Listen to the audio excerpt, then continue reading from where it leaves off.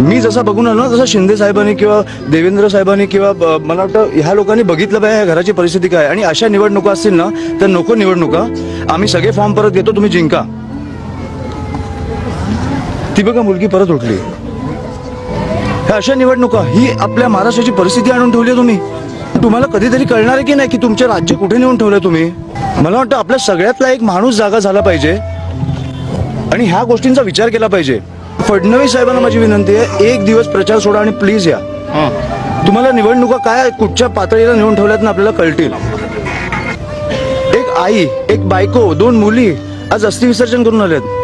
कशासाठी? निवडणुकीसाठी. ह्याची उत्तरं मला मिळालीच पाहिजेत आणि बाळासाहेबांना न्याय हा मिळालाच पाहिजे. ही राजकारणाची परिस्थिती मी सहन नाही करू शकत. आपलं राज्य असं नाही असू शकत. बाकी सगळं ठीक आहे, 70 ठिकाणी तुम्ही जिंकला, बिनविरोध जिंका, मजा करा. पुढे 5 वर्ष 10 वर्ष रस्त्यांची वाट लावा, सगळं करा.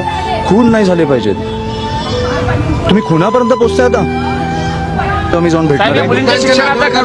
सगळं मी करणार, सगळं मी करणार. तुम्ही त्यांची काळजी नका करू.